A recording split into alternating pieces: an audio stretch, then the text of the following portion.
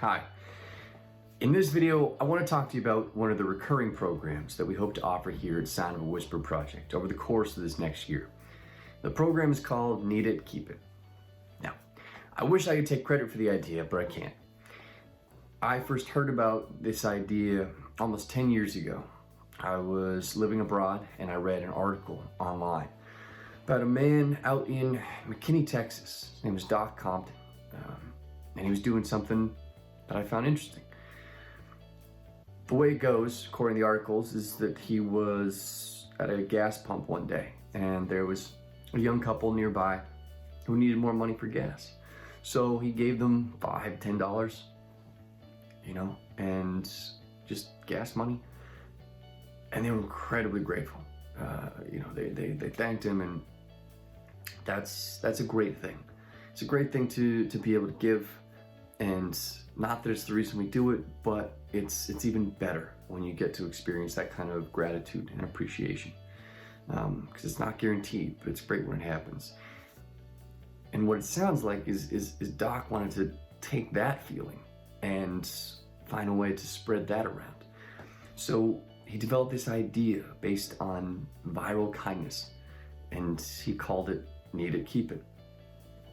And what he did was he took 100 envelopes, and in each envelope he stuffed a single dollar bill and a letter with instructions.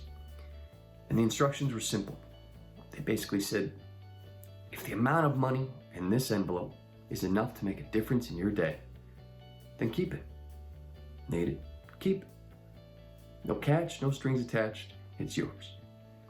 If it's not enough to make a difference in your day, then please pass it along to someone else.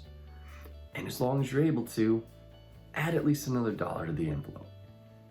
So that way, the more hands that the envelope touches, the more valuable it becomes until it ends up in the hands of someone who that amount of money is enough to make a difference in their day.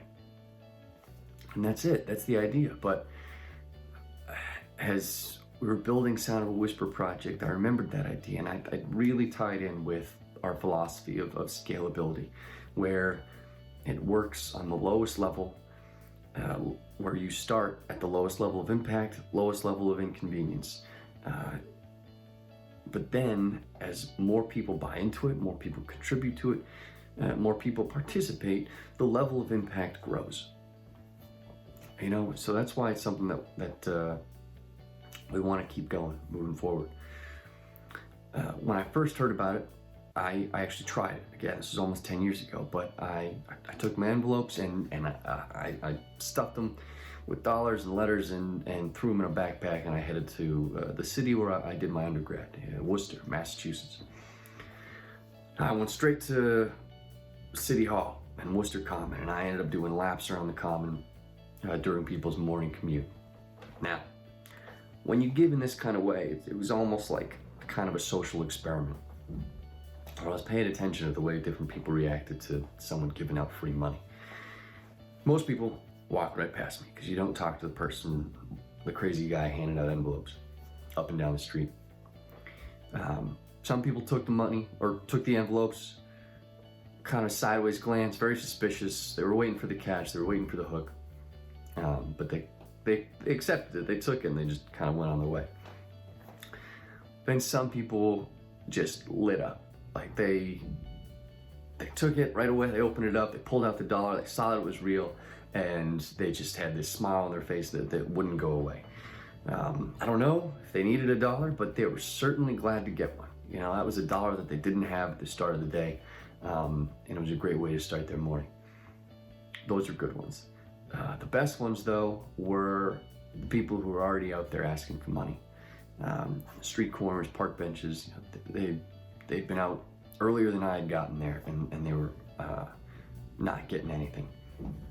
So I'd beat them to the punch. I'd walk right up to them, and before they could ask me, I'd say, "Hey, you want a dollar?" And I'd hand them an envelope, and they'd open it, they'd see a dollar, and man, it's not that they would smile as big as the other people. They would just exhale and then try to explain to me the difference that would make in their day. Oh man, this means that I get to take the bus. This, you know, this gets me a coffee. This is enough to get breakfast now. Like those are the best ones. You know, those just genuine appreciation.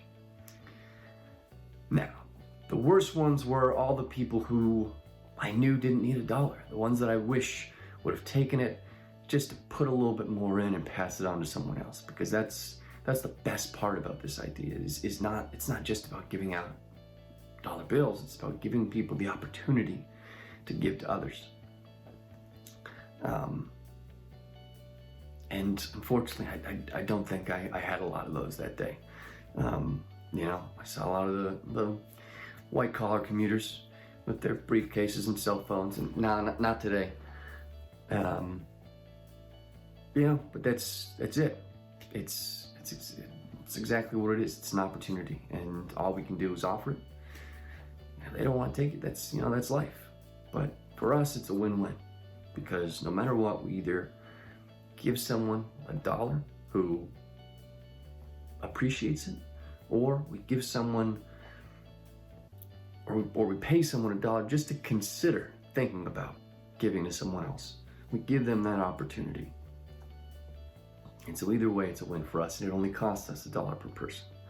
But the catch to giving out free money is you need money to give. So if you like what you heard and you're interested in contributing to this program, then please consider donating to Sound of a Whisper Project. There's a link to our donations page in the video description below, or you can find out more at our website at soundofawhisper.org. We appreciate it, and you can help us start making a difference $1 at a time. Until next time, thank you.